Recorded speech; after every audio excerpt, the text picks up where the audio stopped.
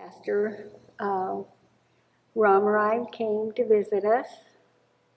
He was the mission pastor, and we came. It was their very first service was in a 90-away school over near the hospital. And we met there for, I think, the first, well, till what's now known as Founders Hall was built. And that was our first church. Back then, you were elected to the council, not to an office in the council. And then those elected had to decide amongst themselves. Well, basically, all that was left was worship and music. I don't sing, I don't play an instrument, I don't do any of that stuff. And now I'm chair of the worship and music committee. So that's how it started. So we've seen this thing come from nothing to just overflowing in this right here. But even when we were fewer people, I mean, it really kind of started earlier than that. And we had, there was always some kind of a thing going to bring people together. We had the women's circles in those days.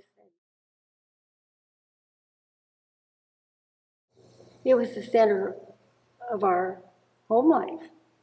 I mean, everything that we did centered around church. We would get up every Sunday morning, got all the kids dressed, and we'd come to the early service. So it can be done. You know, when you have invested your whole lives into something, it's got to be important enough to you to stay with it and help keep it going, even when things don't look like they're going to be okay. It's amazing how God works.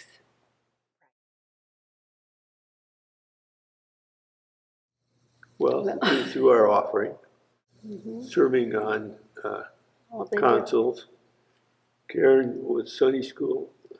She taught Sunday school for how many years? I taught Sunday school and was the Sunday school leader. And then I was superintendent of Sunday school for a while. And did Bible school, put that together every year. And the Christmas programs. And sang in the choir. We did a lot of the yard work. Well, back when we didn't have gardens. When this was first built and stuff, and they had all these lawns, we took care of the lawns. I helped lay the first floor tile in that building. I pretty much installed all the acoustical ceilings in the whole facility. And I did Altar Guild, and with Carol Rupnick and I were head of Altar Guild together. So what I'm hearing is that you've done everything. I really, truly think so.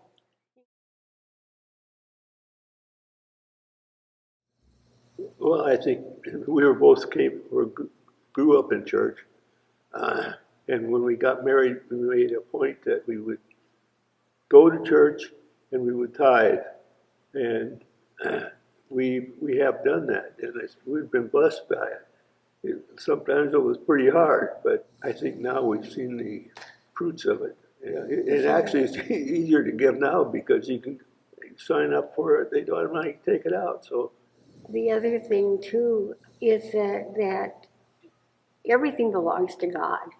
There's not a thing that we have that doesn't belong to God. And He has asked that we give it back to Him to use in places where they don't have. You know, it's not ours to begin with.